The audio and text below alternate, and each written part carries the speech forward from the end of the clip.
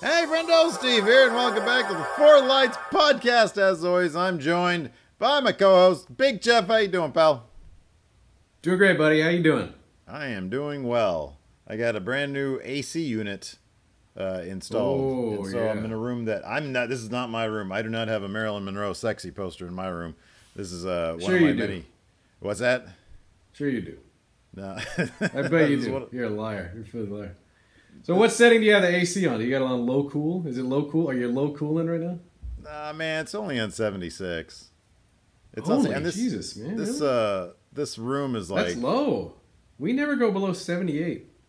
really. Yeah, usually it's like at 80 tops. Nah, man, you're doing too much. You need to bring that down a good 5 You degrees. gotta save the planet. You gotta do something for the planet, you know? Oh well, no, mine's super energy efficient. Yeah, So like that doesn't it's mean leaving. it still uses Yeah. a lot of energy the lower you get. It just... Yeah, but 5 degrees, that's not going to do a whole lot, right? Look, man, I'm only going to be around another 40 years or so, if I'm lucky. If I'm Yeah, lucky. fingers crossed, buddy. Yeah, me too. 3 weeks from now, I hit the big 4-0, and I don't think. Yeah. And 40 years is lucky if I hit that. So Yeah. I've done my part. Time for the Earth to pay me back a little bit. Sure. Fair enough. Yeah. Anyway, today we're going to talk about Haven. Oh, Yeah. next week we're going to go back in time because next week I think our banked episodes start up. Correct. So you're going to see like a slightly younger versions of us. For 4 Yeah, episodes. we're time And travelers. sometime, We are time travelers at this point. yeah, it's kind of like that. Oh, we should talk about this really quick. Announced officially, Jean-Luc Picard, the character, is going to come back in a new Star Trek series. I am super excited about this. Patrick Stewart himself made the official announcement. We had heard rumors that they were going to bring back Picard. They're going to bring back Patrick Stewart. And now he made it official. They're working on the show right now. Dude, seriously, I wake up. I'm not like a hugely religious guy, but I pray to whoever might be out there that we get at least, because Patrick Stewart's kind of old, man. We need to get at least. I mean, look, it'd be great if he lived another 20 years, but Sure. I'm hoping for five solid Yeah. years of Patrick Stewart on this earth. I think he's a really healthy guy. I think that they could get a couple. They could get five, maybe 8 seasons. You know, something around there. Just 5, maybe. Yeah, hey. Keep it going. far But as it's a I'm concerned, really yeah. cool, interesting thing that's kind of unprecedented to have somebody play a character already. Like initially, when he played Captain Picard initially, he was already a very well respected actor and very very dignified, always dignified. But to have him come back decades later and be even more, sort of austere and respectable, and to revisit that character at I'm assuming a later stage in his career. If like he's still probably going to be dedicated to Starfleet, he's probably going to be like an admiral and have Yeah. other characters from the next generation there, and like see his interaction with them. It's really interesting and exciting. Yeah, I'm super on board. Yeah, I'm really looking forward to it. I think it's really kind of surprising to me, to be honest with you. I mean, all the stuff from Discovery season 2. Have you seen the trailer for season 2 of Discovery? Yeah, looks great. Oh, I'm it super looks excited great. that Tig Notaro's in it. I'm a big fan of her. I think she's great. Yeah, yeah, that's awesome. The fellow they got, I forget his name, to play Pike, and even just like the costume design. It's beautiful. It's fantastic. It's So in cool. my opinion, it's even a much better sort of visualization, reimagining of the traditional, original series Star Trek uniforms than Than the the movies. J.J. Abrams movies got. Yeah, absolutely. These look they look simultaneously much more faithful throwback to the originals, and still having that up to date feel, that sort of futuristic feel. It's amazing they were able to do it with such simplicity and such effectiveness. And then they just cast a relative unknown as Spock, and I believe Rebecca Romaine is playing Majel Barrett's #1 character. Very In cool. Discovery season 2. I'm Awesome. kind of surprised in the first place, given how obviously, Netflix, they'll sort of generate new series or reboot things based on the algorithm of what people watch currently on Netflix, which is a really interesting model of doing things. And it's sort of surprising to me that they hadn't sort of initiated some sort of post-Voyager era Star Trek series in the first place. Obviously, CBS owns those TV rights. Yeah. But they own those TV rights domestically. Interestingly, I was talking to a guy that works for Netflix a couple weeks ago. I met him at a 4th of July thing in Santa Monica. Really great guy. Anyways, he was telling me CBS does not have the streaming infrastructure outside of the domestic territory, outside of the United States. So Netflix carries Star Trek Discovery everywhere else in the world. Yeah.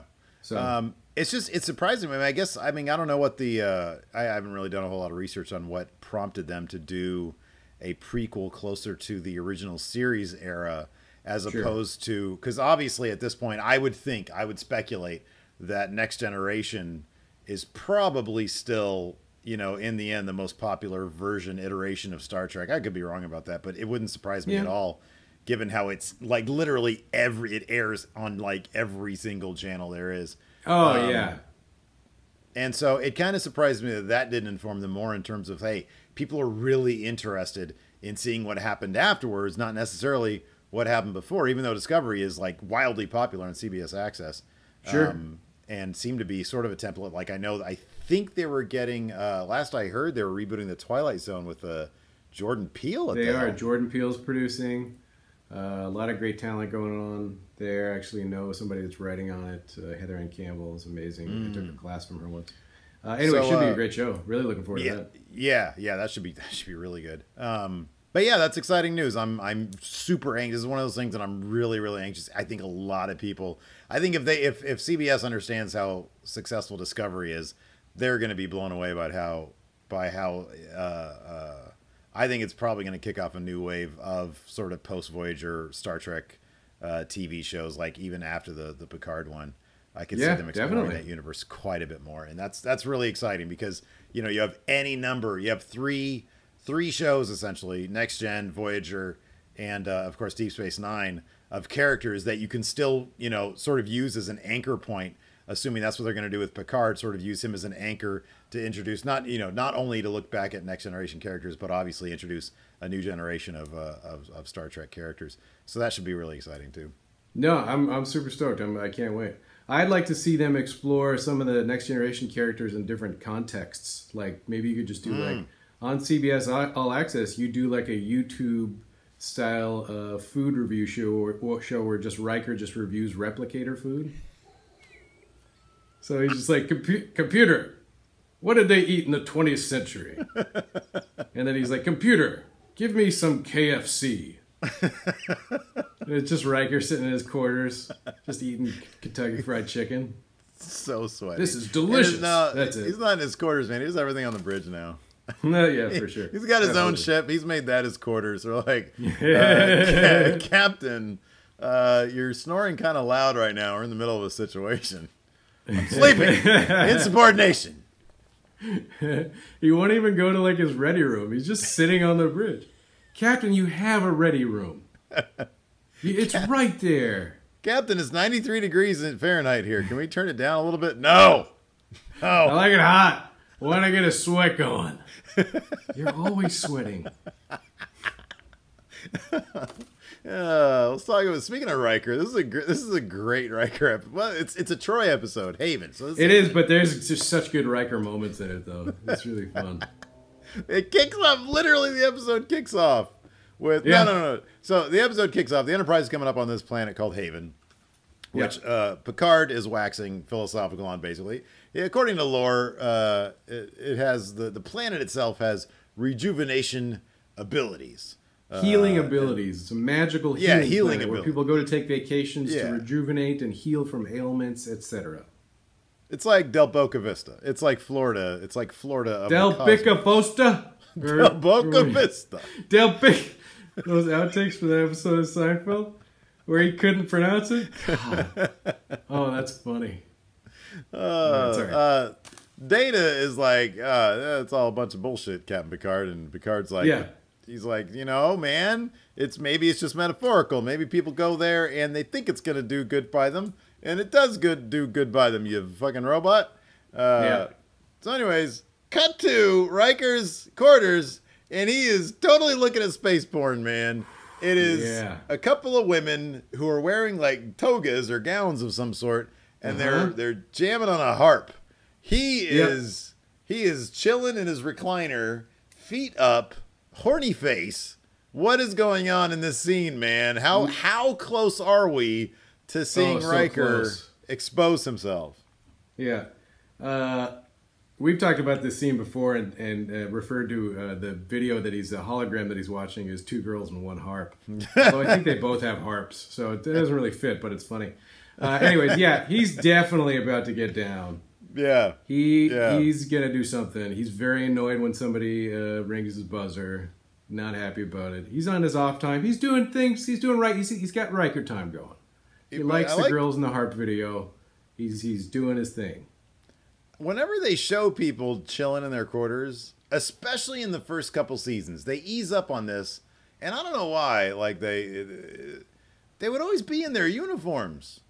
Like, that doesn't make any sense, right? I would think the last thing I would want to be in are those, especially those first, second season restrictive like body paint suits that they have on. It's like a whole body suit. It seems so encumbering. Like, I don't know, man. I wouldn't want to wear that. It makes me claustrophobic looking at it. And especially Riker, who's like, in the words of Rocket Raccoon in Infinity War, one sandwich away from being fat. Yeah, fair enough. But anyways, he gets called away by Lieutenant Yar, and he immediately is resentful. If she was there in person, he would have punched her because she's like, Commander Riker, we need you. And he's like, fine, I'll go. Computer. Well, he's on his off time. I don't blame him. I'm not like, I totally get it. He's doing his thing. It's fine.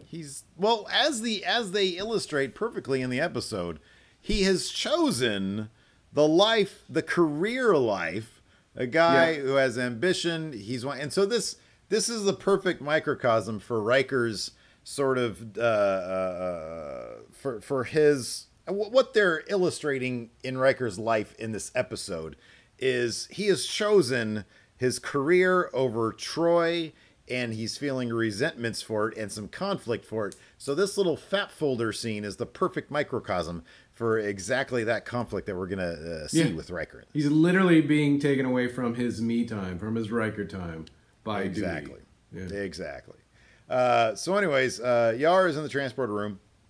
She's about to beam some shit on board. And she does. And it's a box with a face like that protrudes from it, like a weird silver face. Yeah. And he's like, what the fuck is that? Troy comes in, and then the face, she's like, what's going on? And the face turns alive and it starts talking. And the really creepy thing about it is that, because granted they can't, number one, it's Quark. It's the box is played by... It is Armin Shimmerman. It is 100% future Quark actor Armin Shimmerman. And if I'm not mistaken... previously played a Ferengi in another episode, right? Yeah, this is, I think, his second episode. I think he'd already played a Ferengi. But the other thing that I just sort of noticed on my second walkthrough of this episode was, and this is kind of obvious, but it made it even more creepy, you would think that if this was sort of a robotic face that's sort of just part of the box, it wouldn't have human inside mouth coloring. Like his tongue is like human colored, his teeth are normal. So it's just like what they could spray paint with makeup on his face. And so it just makes it even creepier that he's like, hey, I'm announcing now that Oksana Troy is coming on board because Deanna Troy is going to get married. There's going to be a marriage or some shit. So it is very creepy. Yeah, it's kind of disconcerting to see that. And then a drawer drops open and the weird face box jizzes a bunch of jewels. Okay. I'm pretty sure they were anal beads. Does that make sense? The funny thing is they look like cheap as shit, but Yar is like, whoa. Yar is super stoked. They look like bargain basement, like 99-cent store, like craft store plastic jewels. That's all they are. Like, clearly. Yeah. Yar loses her shit, which is weird because she is a very doesn't really lean towards the femininity side much. So for her to be like, oh, jewels, it's a little weird. But hey, whatever. So maybe she likes jewels. That's cool. I get it. And if I'm not mistaken, she goes down there and starts like kind of fondling them and like being like, oh wow, look at all this stuff. It's like I will say there's nothing more satisfying than if you're in a store or something and there's a big bin of beads, or like if you're in a gift store at a museum and they got all those colored rocks, and they want you to sell you like a bag of rocks or something. Yeah. Just shoving your hands in that and bringing up all the rocks. That's very satisfying. Maybe she's just doing some of that. Like, it's just so many fake jewels and she just wants to watch them fall through her fingers. That's fun. I would do that too. I get it. This is like, I don't know. This is like episode 11 we're watching, I think. And it's like 11 episodes in a row that Yar has at least one scene where she acts completely unprofessional. I'm pretty sure she holds a streak for that. But then I think most of the people, except for like maybe Worf. No, Worf is like the worst at it too. Data's bad at that. I think Picard's the only guy who ever keeps any air of professionalism on the Enterprise. Yeah, that's why they made him captain. He's pretty much the only guy at Starfield that actually acts professional. Like, well, we got to put him at the head of the flagship, I guess. They're like, this guy, oddly, is the only man in Starfleet who can keep his shit together for more than 5 minutes. We'll put him at the flagship. He has had 0 sexual harassment complaints against him? And everybody's like, wait, what? No, wait. Like, no. Did you say 0? That can't be. Or 30? 30, I get. That's still low. That's still impressive. Only 30 this year. It says here none, but maybe they forgot the 3 in front of the none. You mean 0 in the past 4 days, right? No, 0. Just whole career. What? Anyways. Has his career been 4 days long? How did he make it to captain in 4 days? That's impressive, too. So Silver Quark says Lwaxana Troy's coming. Troy's immediately freaking out. Jules spill out. And then Troy says that those anal beads are in fact bonding beads. And Riker's like, who's getting married? And Troy says, I am. And then we get our intro. We get the ship and all that. It's a kind of a fun close-up, too, because she just, I don't know if they squirted her eyes or misted her eyes or something, but she's like, just huge doe eyes, and they're all glassy, and she's like, oh, it's really fun. She does it a couple times in this episode where she's just huge, glassy doe eyes. Like, she's just super affected, and it's cool to see her do that, but I'm glad she became a stronger character in the rest of the show. And didn't do that for all 7 seasons, because that would have been annoying. Yeah, I think I've mentioned this before. Her more than anybody had probably the biggest character turnaround from when we first see her. I agree that. Yeah. 100%. And it's also the most necessary character turn. Oh, because for sure. You're absolutely right. I would not be able to have dealt with that for 7 seasons. She almost especially in this first season, now that we're watching it, she seems like a teenager. Yeah, she does. By the end of the show, she's like, she could totally run her own fucking ship, like. She's even like taking command, like she sits in the captain's chair a couple times and like is totally good, Yeah, she passes. So yeah, I totally agree, and I think that the more that I think about it, the more that I think it's, and I always I used to when rewatching Star Trek Next Generation episodes randomly, would stay away from Lwaxana episodes just because she's such an overbearing character. Yeah. But I'm really starting to appreciate it now that we're redoing it and seeing her relationship with Deanna and appreciating the performance that goes into that Majel Barrett puts into playing Lwaxana. Is just really impressive, and it had to be hard to play that character because it's not a pleasant character. No, they could have bungled that character. It's a very caring and loving character. It's just a very misguided character. They could have. I was going to say they could have bungled that character very easily. Yeah, for sure. Yeah, absolutely. It could have went south really easily with a less talented actress. But a lot of Deanna's growth comes from her just growing up and realizing that she needs to get away from her mother. So that's one of the great things about this episode specifically, because her mother comes in and is forcing this arranged marriage shit on her. And Deanna is sort of on board at first, but then, well, we're getting into it now, realizes that it's not her bag to some extent. Yeah, so the episode kicks off after the intro with, let's see here, Troy. They're in the ready room, Picard's ready room, I think. Yeah, and she's like, they're talking about, They're talking about Deanna after she gets married. They're like, oh, you're going to get joined in the ceremony, blah, blah, blah. And Deanna tells Picard and Riker that she'll be leaving after she's married. Picard pretty much just treats this like he would. It's only been 11 episodes. It's not like he's like super like tied to her. He appreciates the job that she does. Picard is all professionalism too. Yeah, and he just stands up. He says, "Okay, well, you're not gonna be around. Good luck." And he shakes her hand, and that's it. And then he leaves his own ready room because Riker is standing there with just resentment face on it. You know, it's like, what is she supposed to do? He has so much resentment face during this whole episode. Just every shot of Riker is just. I know it's all just those eyes of his whenever he gets like sad mad face. Yeah, that's him the entire time. And Picard recognizes that this is just fucking awkward as shit. So he's like, I'm not even going to kick these people out. I'm just going to leave because I don't want to be here. I'd rather be on the bridge. And so he leaves, and that leaves Riker alone. They kind of have a moment. And she's like, I want you to come dance at my wedding. Like, she's trying to be cool about this. And he's like, I'll try. Fine, I'll try. I'll try.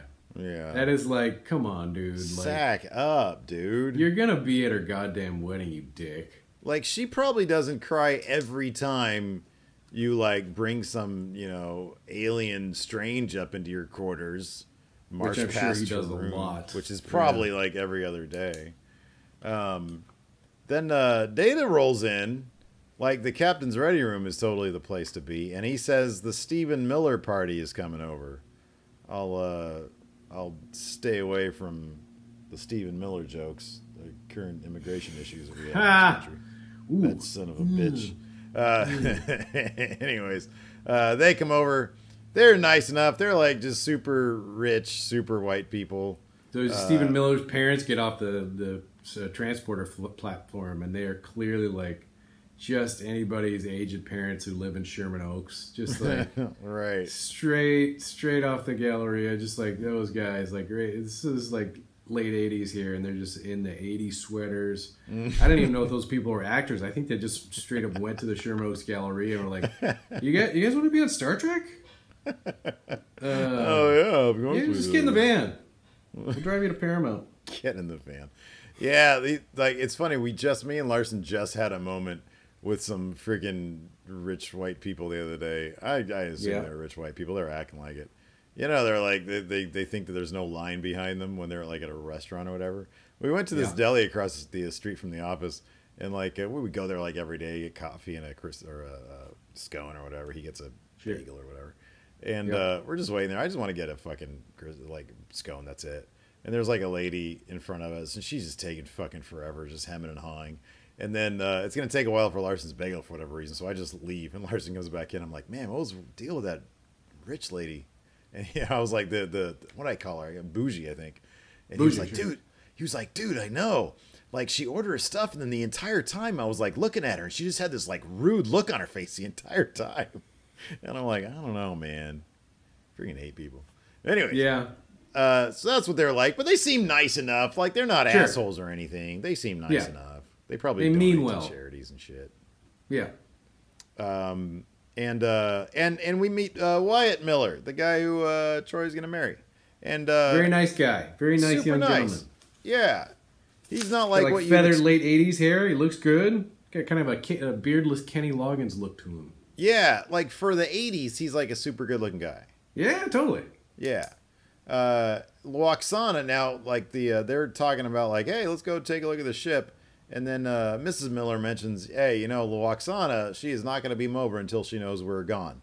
So there is some sort of backstory there with Loxana and the Millers do not get along. We're about to find out why. And then you knew about the transporter chief, right? The transporter chief was played, I recognize his voice initially because it's very characteristic voice, very deep, resonant, like baritone. And I recognize, because actually he speaks off camera first too. And then when he got on screen, I confirmed it. I hop on IMDb.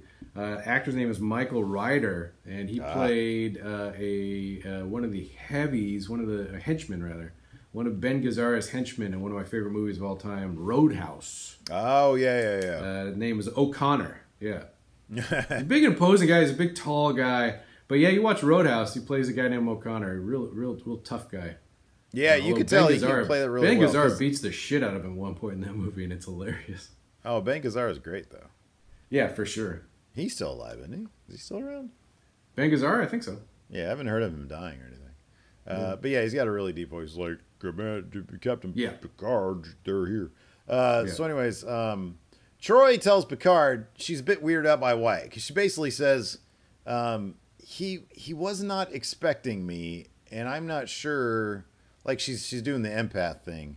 She's like, he's obviously not. He was not expecting to see me. So there's something weird. Yeah, Troy senses that Wyatt, there's some disappointment or some sort of difference in his expectations versus the reality of Deanna for some reason, but she doesn't know why specifically. Yeah, and I like Picard really doesn't care. At this point, he's like, dude, I've got to look for another counselor now. I thought I was set with this crew. Like, I don't care about your personal shit. I don't even want to be here. No. Then Nor Troy tells... That's personal stuff. Yeah, It's not professional to talk that much about personal things. It's like, hey, sorry. Bummer. What do you want me to do with that information? Yeah. Troy then gives us the understatement of the year. She says, I have to warn you, Captain Picard, my mother is a bit eccentric. Oh, God. And which is fantastic, which is like the perfect setup for like the rest of the Majel Barrett episodes. And she is absolutely fantastic. She shows up. They beam her in, and I do kind of wonder if this was written in the script, if it was something in the moment. But as she beams over, she's turned the other way with her arms out in the most old person, like, oh, God, something weird's happening here. And then she turns around. She's like, oh, am I here? Am I here? And it's a really lovely little bit. And I am kind of curious if that was like written in. It seems like something fun. I imagine Gene was probably on set during this entire thing. Maybe he was having some fun with it. That could be. Probably. But it was great. So yeah, then she's like, Picard says something like, Troy says, this is the captain. She's like, oh, of course it's the captain. And he's like, oh yeah, you can read people's minds. She's like, no, it's just common sense. Of course they're going to send the captain and come get me. And he's like, oh, well, anything you want, I'm at your service. She's like, oh, cool, you can carry my bag. And he's like, and Troy's like, no, Mom, that's messed up. And Picard's like, no, it's all good. I got the bag. And he goes to pick it up, and it's like the most ridiculously heavy thing. He's got like 20 dead hookers in there. Exactly. And so he's like trying to carry it. Let's see here. In the hallway, Troy is immediately arguing with her mom. Miss Troy's being too much. There's all sorts of great comedy here. Well, don't forget Mr. Holm. He comes over with and he is played by... I don't remember the guy's name, but he's the same... didn't he... He was in the Addams Family, right?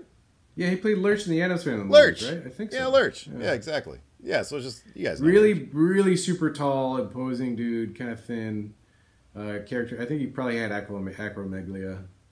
Yeah, it's very distinct face. Like he had a very. It's funny because I think they chose him for Lurch because he's supposed to be sort of a gentle giant character, and that's exactly what Mr. Holm is as well. For sure, he has a very gentle face, but he could be very monstrous. Like in stature, he's very monstrous. And of course, obviously, and so they do this bit in the hallway, like they're about to go into Loxana's room, and Mr. Holm picks up the same bag that Picard was tasked with, dragging or carrying, basically. Picks it up. Couldn't even pick up his bag. Picard, And Mr. Holm picks it up with absolute ease. It was a great little bit. Yeah. It's a classic comedy bit right there. So back in the room, Picard leaves. We get some more stuff with the Troys. Loxana is sort of apologizing for the marriage, but Troy says, I'm good. I'll honor the vows. It was... So she told Picard it was a genetic match. And that's part of Betazoid tradition to do genetic matches. So I guess regardless if you get along with the in-laws, if you're a genetic match, then you're good to go. So they want you to marry your sister or something. Right, exactly, yeah. Back on the bridge, Enterprise gets a message from Haven, the planet below. It's a very nice lady. She has a pleasant sort of kind of European-ish accent, I guess. Sure. And she's asking for help. A ship has appeared. And according to the terms of their alliance, the Enterprise is obligated to defend the planet because Haven has no defenses of their own. And so she's like, hey, they're not answering. We consider that a hostile act. We need you guys around to help out. And Picard says, yeah, we're good to go. Back in the room, Troy comes in and starts chatting up Wyatt. He tells her he's a doctor.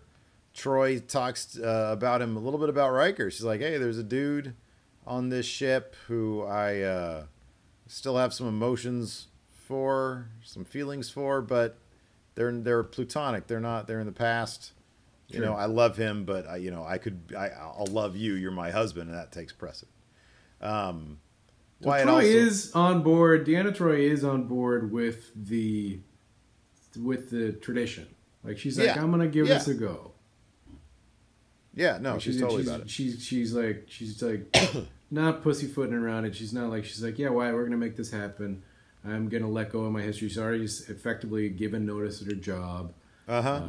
She's like, Riker and I are platonic now.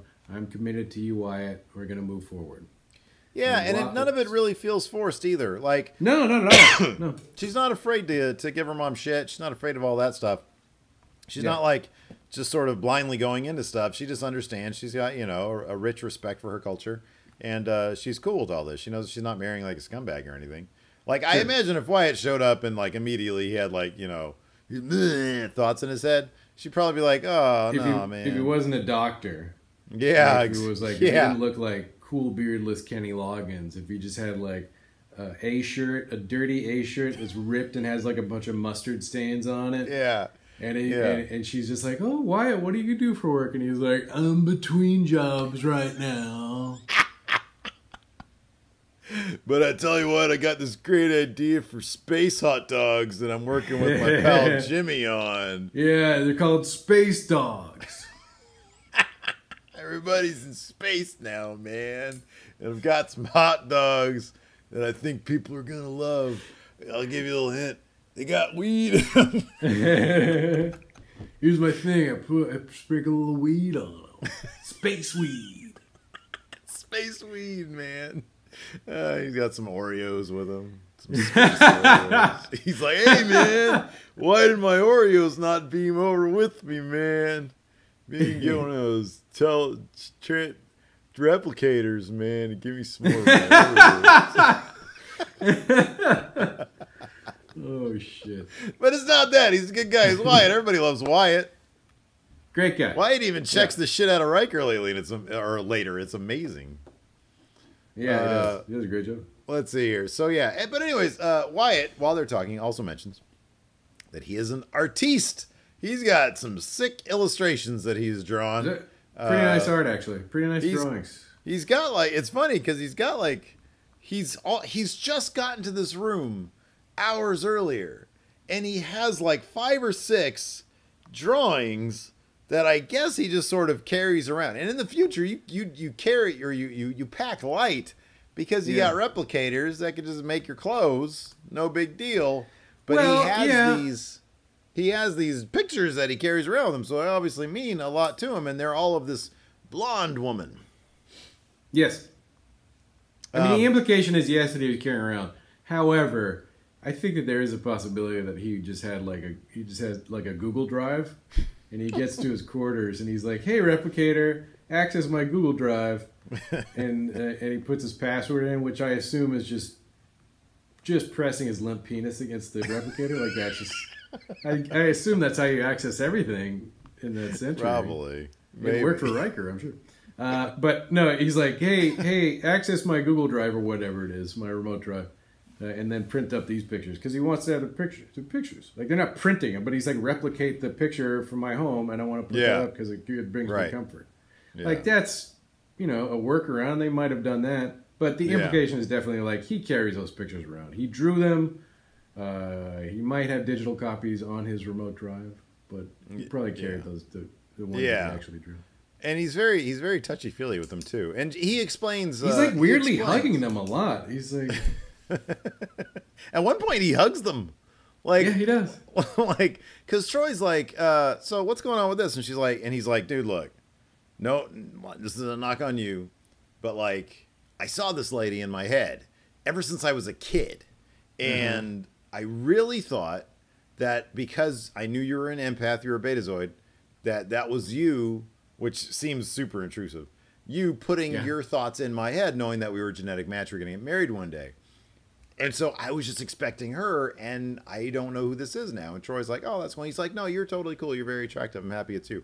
But he's like, I don't know who this is. And he's like, it doesn't matter. And he takes the pictures and he holds them like that. He hugs it like it's his boo boo, like it's a childhood blanket or something. Yeah. Like I expected him to start sucking on his phone. He's like, I don't know who this is, but I want to go to my safe space. Anyways, back on the Enterprise, Picard's log has him talking about wanting to help Troy because she obviously isn't into this. They come upon the ship that the Haven lady was talking about, and they do a close-up on it. And Picard and Data are both like, oh, dear, this is a Tyrellian ship. It's a Tyrellian ship. It's a big deal. Yeah. And they're like, oh, they're supposed to all be dead. Then the bridge crew meet. This is one of the weakest exposition scenes I've ever seen in my life because they keep on explaining why everybody knows so much about the Tyrellians. This could have been just sort of to an almost insulting and dismissive point. Like Geordi at one point is like talking about the Tyrellians like everybody else, and says to his captain, "Captain, it's basic stuff. They talk about it in Starfleet all the time." Yeah. Almost like, hey, Captain, why don't you fucking know this, dipshit? Like, in that kind of tone. And it's like, whoa, slow it down, man. That's your boss. Like, don't talk to him like that. Right. And even Tashiara's like, they teach the security class. They teach about the Tyrellians. And I'm like, why? Like, they're all dead. Why is that a specific thing in security class? That's weird. I guess the greatest lesson probably is just like maybe don't replicate and attack with diseases, because especially ones that you know will kill you too. Right. Yeah. Which seems pretty basic to me. Like nobody should just like everybody knows that. Yeah. Probably. Yeah, but then it's the Starfleet we're talking about. Yeah. So, anyways, yeah, and then of course they start making the completely obvious sort of parallels between. You know, the limited knowledge of the 21st century. Oh, you could be as stupid as those idiots in the 21st century and develop one of these biological warfare disease things. That's what the Tyrellians did. They all wiped each other out because those people back in the 21st century are stupid. Like, that's essentially what they were saying. And it's like, come on, you can be a bit more subtle. We get it. We understand that humanity seems to always be on the brink of destroying ourselves. Because there are dirty bombs out there, there's chemical bombs, or chemical agents, and all that kind of stuff that people are scared of. But and people send envelopes with white shit, anthrax and stuff. We get it. We understand the point. The people. I want to see an outtake from the scene where everybody's like, everybody in the 20th century was a dipshit. They're all terrible. What a bunch of morons. And Riker's just like, I will say. I have been sampling 20th century food on the replicator. They had this thing called Kentucky Fried Chicken. They called it just great. KFC. Yeah. I don't know why. But they did. Man, remember those Chicken Littles back in like the late 90s? Yeah. Those were amazing. Real good. They stopped making them. I tried to check out one of their Chicken Littles they did like a couple of years ago, like 2 years ago. Oh, they're terrible. Really? Just keep it simple. Maybe it's just not. Maybe they cut back on the salt because it's just like all salt, really. It was. I think the KFC near my house is really like as subpar as KFC is just in the first place. Like the best KFC in the world is already subpar. Yeah. This is subpar. This is like for that it's subpar. You know what? Really honestly, too, like the fast food of today is different than the fast food that we grew up with. Man, they used to use like actual ingredients and stuff, and even back then it wasn't great. But A, we're thinking about it through the rosy-colored glasses of nostalgia, and B, now it's just straight up lowest common denominator. It's really just red line. They're just like what is the base? What's the lowest level that we can pay for these ingredients? And you're not going to get quality ingredients if you're doing that. It's just like it's not going to taste the same. Bunch of bullshit. Anyways, after they talk about the Tyrellians, basically, it's a bunch of people kind of like Earth who ended up killing most of each other. They all got these diseases, this Tyrellian thing. Then they all zoomed out into space, and they were all either hunted down or they moved to the planets and infected those planets. So now Tyrellians landing anywhere is a big no-no. But everybody thought they were all dead. Picard says we should help these people. And he says, but yeah, the good news is before all that has to happen, we've got the pre-joining ceremony for Troy and Wyatt. And, you know, obviously it's optional. And then he sort of takes this long pause, long enough for the camera to cut to Riker, who has sad look on his face, and then he leaves. He just like, yeah, I'm good. He just turns around. I got the info I needed. He looks so butthurt, and he's just like, he slinks out. He's like, Slinking fine, I'll go. I don't want to go. He's like, oh, he's just like an angry 7-year-old kid. Just shoves his hands in his pockets and kicks the dirt in front of him like that whole thing. Like, oh, fine, I'll do it.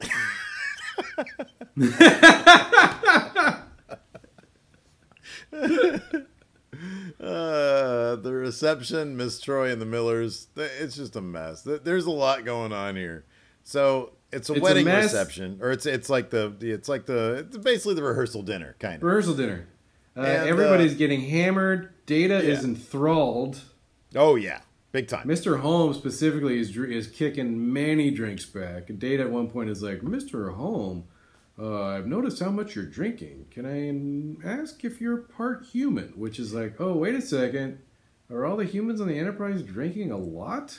It's this episode. I mean, I swear this episode is just whoever freaking, crafted it, the scriptwriter or whatever, screenwriter. Like, it's just shitting all over, like, humanity, basically. Current. It's like, oh, wow, you must be an alcoholic, which is exclusive to humans. Yeah.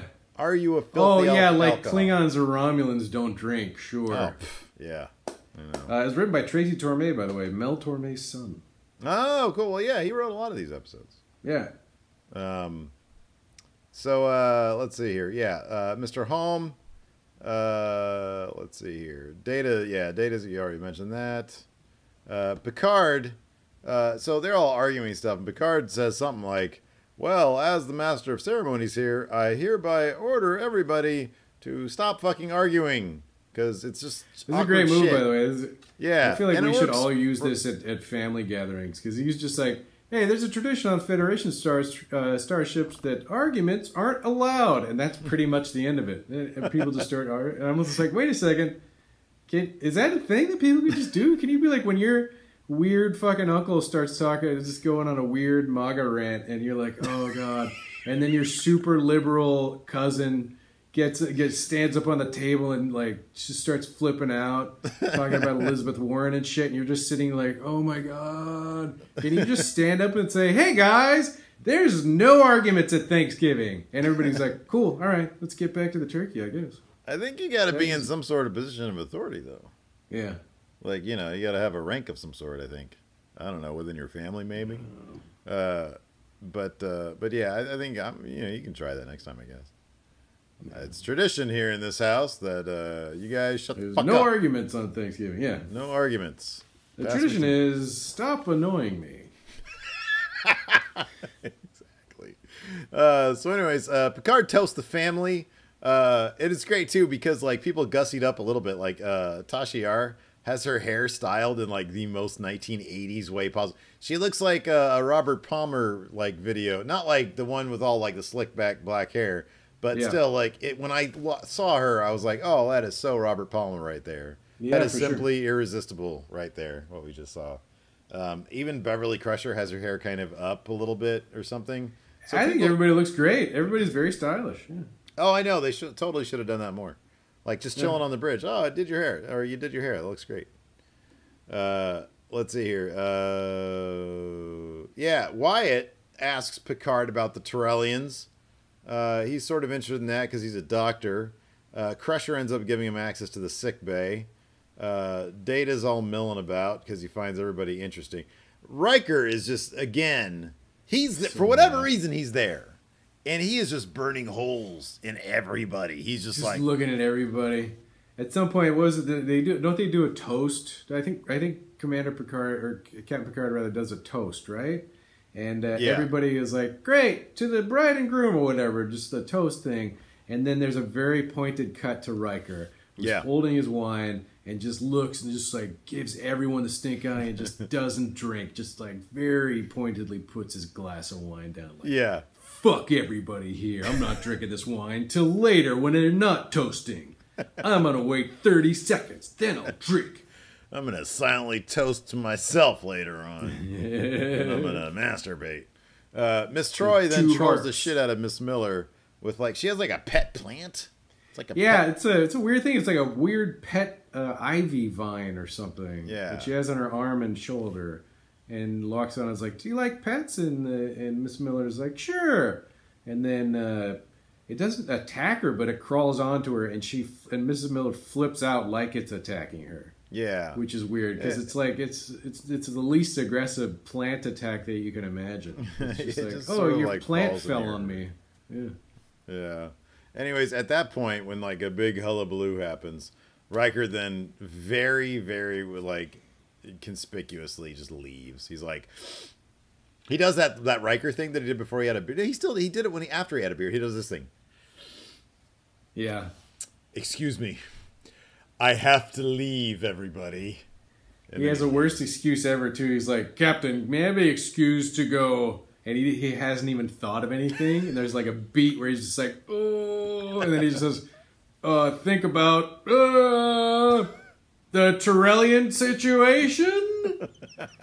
And Picard's just like, yeah, go ahead, fine. He's like, I get it, dude. I get it. Yeah. You don't have to, Riker, you don't have to think about anything, dude. Come on. Yeah. Especially not you. So then Loxana reveals that the wedding is totally nude. There's more bickering. Troy checks everybody, says, you guys stop your petty bickering, especially you, mother. And then she leaves. And then Data says, can you guys please continue the petty bickering? Because I find it fascinating. It was a really good moment, actually. It's cute. Yeah, that's fun. Cut to Riker sulking on the holodeck. He's pondering the Tyrellian situation. That he's pondering. Heretofore, now that is the what do you call it? The euphemism for skulking. I'm gonna go ponder the Tyrellian situation. Yeah, he's like, they're probably gonna have sex, aren't they? Troy and Wyatt are probably gonna have sex, and I'm not gonna be allowed to have that sex. It's just gonna be those two. They're gonna have sex probably. It's on a weird planet too. He generated like a weird pink planet. He's like, yeah, holodeck program, computer program like a really weird pink and orangish planet, please. Like nothing's going on there, just like some rocks that I can sit on that aren't very comfortable. You just want some peace and quiet. I get it. Can you computer? Can you play some Nine Inch Nails for me too? Can you play Hurt for me, please? With the Johnny Cash version, and then generate some KFC also, please. Can I sit in a giant bucket of KFC while Johnny Cash plays Hurt for me? And then the harp girls are just there, but facing away from me. I don't want them to look at me, and they should not have their harps. No eye contact, no harps. And then computer, do that thing about what the two buttholes that I was talking about before. Jesus Christ. What, Riker? Jesus God, man. The computer gets upset with him. Commander Riker, no more buttholes. People are not supposed to have more than one buttholes. But I want one higher. What? I want one on the back of the neck. That. Who's that? The back of the neck. I've always wanted a butthole in the back of my neck. So anyways, Troy walks in. They have kind of a heart-to-heart. Riker just acts like a fucking bitch. It's not really a heart-to-heart. Troy is as mature as possible, and Riker's is super mature. She's great, yeah. Yeah. Riker's a baby throughout this entire episode. It's hilarious. Wyatt rolls in, and Wyatt is king freaking alpha in this scene, and it is great. He alphas the shit out of Riker. He throughout big this whole dogs him. scene, man. He super big dogs him. It's awesome. It's fantastic. He walks in, not an F in the world, knowing full well who that ass belongs to over there. Yeah. And he's like, whoa, this holodeck is amazing. Look at the pinkness of it. It's so pink. It's great. Wow, I can't believe somebody made a holodeck planet like this. It's so great. Troy's like, this is Bill. She calls him Bill for like the second time in the episode. That's weird. Yeah. And Wyatt's like, oh yeah, you're the one who wants to be captain. And he essentially says, good luck with that. Yeah. Yeah, Riker's about to skulk away, and Wyatt's like, oh, no, you got a lot to do. Go ahead. Yeah. Like, he just dismisses him in the worst way possible. It's real fucked up, but also hilarious. It's fantastic. Yeah, he just super big dogs him. It's great, man. Yeah. Because Wyatt's like, Riker's like a super tall dude, and he's pretty intimidating in some ways. And Wyatt's like 5'8", 5'9" at most. He's totally small, average, about 5'9", yeah. Little nerdy guy, but man, he walks in with the biggest sack on the freaking ship. It's impressive. So you want to be captain? Good luck with all that. It's a lot of work. Yeah. I'm already a doctor, you know.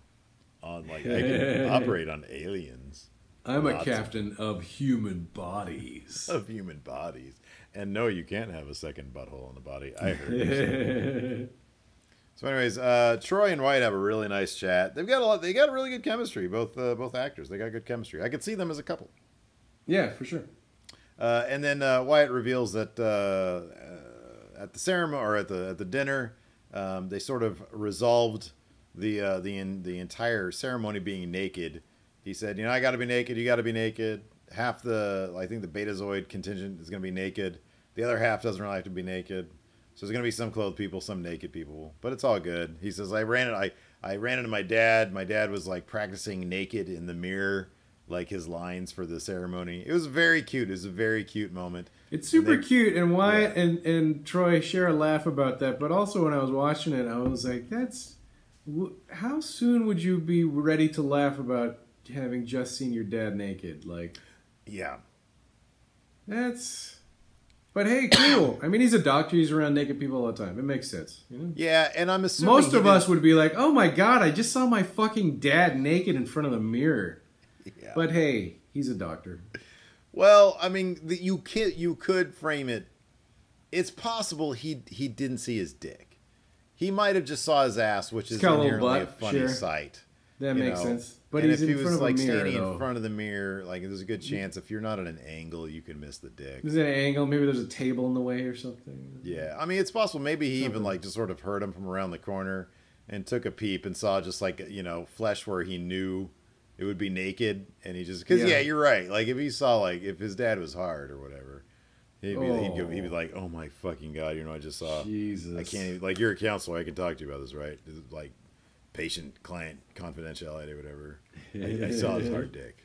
It's huge. It's weird. Never thought that. He's like, I know that we're going to be married. I need you to know that I have just an average penis. It's perfectly fine. You'll be happy. It's fine. But my dad... My father's erect penis is a third leg. It's like he's a tripod. I don't know how to fathom it. It's horrifying. He's just really he goes into great detail describing his father's erect penis to his future wife. Yeah, he's like, and my mom must be tore up, just completely destroyed. So, anyways, on the bridge, they get another message from Haven. She says the plague ship is coming within transporter range. The Enterprise is doing a whole lot of nothing now. This is kind of bizarre. They're having this like party for Troy and Wyatt and stuff. Meanwhile, the Enterprise lets the ship. This is unacceptable. They let the ship get within transporter range, before they actually do anything. Like the lady on Haven has to be like, dude, they can literally beam over their disease right now as I'm talking to you. Yeah. And you haven't done anything. Yeah, so then the Enterprise. Nothing. Yeah, a whole lot of nothing. So the Enterprise is like, okay, fine, get a tractor beam on that. Let's take it away from the planet. So, and Data's like, they probably just died. Like, their trajectory kind of indicates maybe they were going warp. I mean, it makes sense. It's like the ship is kind of a cool design, but it's got a huge dome and there's like a weird rainbow gas in it or something. It just seems like there's not really anybody on board. Yeah. And it would make sense or not. They specified that they're going sub-warp. Data's like, hey, maybe they've just been floating this whole time. Maybe it's just a ship full of skeletons. We run into those all the time, and it's true, they do. That's dark. All the time in Star Trek. They're just like, hey, there's a ship. It's probably full of dead bodies. Happens every episode. Pretty much every episode. That'd make for a great series, like a ship that has to go around and like, hey, another dead ship was reported. We got to go clean that up. Star Trek cleanup crew. Exactly. So anyways, the ship opens a channel and they respond. And lo and behold, it's like, I don't know, 5 or 6 people. But one of those people is the lady from Wyatt's drawings. Yeah. She's like super hot 80s, like 80s hot, blonde chick. Super hot. Yeah, like stepping right out of like a hair metal video, like that kind of hot. Like really curly blonde locks, very athletic figure, lovely looking woman, but just a spot on match for his drawings. So yeah, no, he's got that spot on. Wyatt comes to the bridge. The people on the Tyrellian ship are like happy they see him. They're like, all right, cool. Hey, it's Wyatt. Hey, dude. And he's like, what the hell? So there are 8 remaining people. They want to go. All they want to do is go to like a little lonely island and mind their business. They're not going to like, procreate. They just want to go there and then live out their days and basically die. Wyatt then sort of makes a decision that we sort of realize after the next couple scenes. He goes to see Lwaxana Troi. She explains to Wyatt, in very sort of poignant terms, I think, that the lady on the Tyrellian ship, Ariana is her name, because all life in a certain way, and they've sort of talked about this before with the Traveler stuff, all life in a certain way is bound together, which would explain Ariana's ability to reach out to Wyatt and get in his head and sort of bring them together in this way, which is sort of abstract, but it's also kind of, like I said, poignant, and I don't know. It's beautiful, actually. It's like it's a sort of a classic sci-fi thing, speculative fiction thing that like kind of like the Force, like all the universe is connected, energy and matter are the same thing at different states. Time and consciousness are the same thing, and all consciousness is connected because it's all the same thing. We're all in the same universe, like that kind of stuff.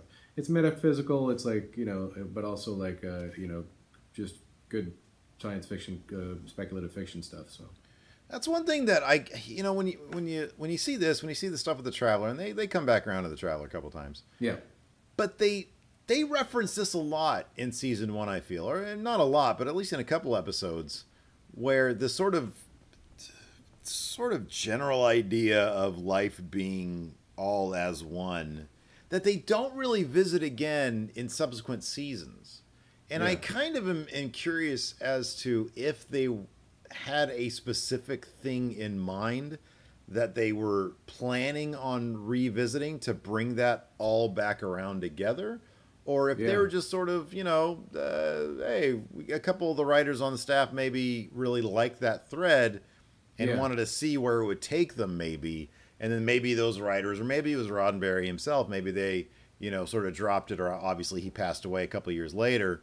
But I do, that is sort of like one of the more, they did get a bit more science-y down the line than they were sort of in these earlier episodes when they would talk about stuff like when they went to that Traveler episode, when they went to like, and, people were, their thoughts were becoming, were being manifested. So it's kind of interesting. Like we get a little scene like that, which kind of harkens back to some of the other episodes in season 1 like that. Yeah. Let's see here. Wyatt goes to sickbay. Crusher kind of notices he's acting a little weird. He grabs a hypo on the down low. He goes to the room with Troi and his parents. He kisses Troi goodbye. Or he kisses her, but it's not really an explanation there. He doesn't really say goodbye. He goes to the transporter room. Wyatt, he gets the big dude with the hypo and puts him down. Call him Transporter Chief O'Connor after his character name in Roadhouse. Yeah. Chief O'Connor. He might have got fired for that because we never saw him again. He just got loked out by a doctor. It's like, dude, you're a security officer. You should be more aware. Your alertness should be up better. Yeah, exactly. And he's all tiny and stuff, and that dude's So anyways, Wyatt transports over to the Tyrellian ship. The Millers are on the bridge. They're pissed. From the bridge of the ship, Wyatt says, look, man, I kind of realize now it's my destiny. I need to help these people. I want to be with them. Troi actually seems kind of disappointed. She's like, oh, man. She's a little bit disappointed, for sure. I was really kind of looking forward to spending my life with you. If for no other reason, to see Riker's face at the wedding. because it's going to be fucking hilarious. The Millers leave, then Miss Troy leaves, Loxana leaves, but not before trying to hook up with Riker, which they never Very really awkward. explained enough of the backstory with Riker and Troy for us to get a read on if he had met Loxana or if she knew about Troy and Riker. But I mean, fuck, she's Imzadi. I don't know how much of the novels are factored into the TV show continuity, but I read Imzadi by Peter David, classic comic book author, many issues of The Incredible Hulk. Wrote a book called Imzadi that delves into this backstory. Honestly, if you read that book, it's tough to tell if even that book is super committal about the storyline that it's doing. Like, it's sort of like it might be like an alternate universe kind of thing. So, but if that is indicative of what the show's continuity was, they definitely knew each other.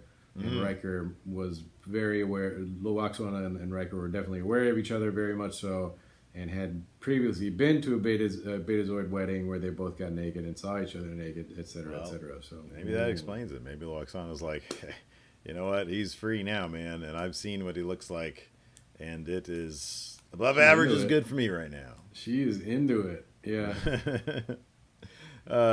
So yeah, then Mr. Holm actually breaks his silence and says, "Thank you for the drinks."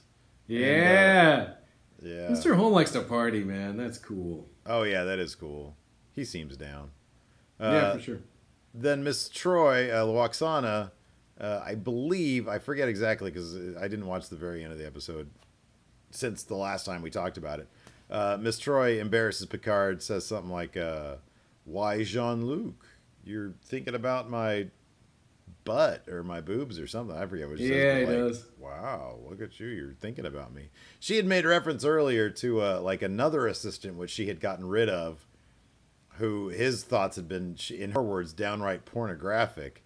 So I don't know, maybe she just sort of projects a little bit more. Maybe she's already reaching that. I don't think Picard is capable of pornographic thought. I would really doubt it. I feel like she was just fucking with him. He's borderline asexual. Yeah. So yeah. But, I mean, yeah, I don't think so. She gives him some shit. Probably just to embarrass him. I think she just likes to embarrass people. She's rich. She likes to fuck with people. She likes stirring shit, man. She's a shit stirrer. Yeah. That's cool. And then back on the bridge, there's just the tension sort of simmers between Riker and Troy. No closure for them, but I kind of like that. It's kind of messy, kind of like real life. Like, yeah, you know what? Just I weathered that storm, so we'll figure it out next time something like this happens. Yeah. I mean, Riker probably just figures, well, there's only one genetic match, so I don't have to worry about another one of those. Yeah, I got that guy out of the way. He's about to die with the Tronians. Yeah, he's just patting himself on the back. No more competition for Riker. Everything's coming up, Bill. It's disconcerting to me when they call him Bill. It's so weird. It's so weird. It only happens like twice in the first season and never again, I think. Yeah. I'm pretty sure, isn't this the end of it? I don't think... Yeah, I think this is the last time. It's Crusher already did, right? Didn't Crusher I thought that Troy called Riker Bill in Encounter at Farpoint, I thought. I swear Crusher did or does at some point. Although, honestly, in the I don't know if this is right or not, because I thought we already talked about this, but in the old school companion, it says right here, Troy here calls Riker Bill, the first and only time anyone does so in the series. Oh, all right. Maybe this is it. Maybe this is the only time it happens. Could be. Yeah. Anyways. So yeah, that's it for Haven. Next week we'll be back with whatever episode comes after this, and yeah, it's going to be. We filmed those a couple months ago. We got 4 of those, and then you and I will figure out. We'll either keep on doing these remotely, or I'll head down to LA at some point, and we'll get a bunch more out. But no, this is a lot of fun. Haven, it was a good episode. It's a good episode. It's actually a good episode. Like it shouldn't be, but it's a good episode. It's good. Yeah. Yeah. And I think I'm excited about seeing the development of Troy now, because and watching more Loxana episodes, because I haven't really watched many of those over the decades that I've been watching. Yeah, no, I'm with you on that one. I always stay away. Whenever I watch reruns, I always stay away from them also. But yeah I'm looking forward to it because It does. It gives you, like, you have a whole new appreciation. Like, now that we're sort of analyzing, it's like, oh man, I can. Now that we're sort of forcing ourselves to watch episodes that we wouldn't typically watch, it's like, oh, I get a whole new appreciation for it. Yeah. Yeah. Cool. All right, man. Well, sounds good. And that's it for the episode. Let us know what you guys think in the comments. Until next time, we'll talk to you guys later.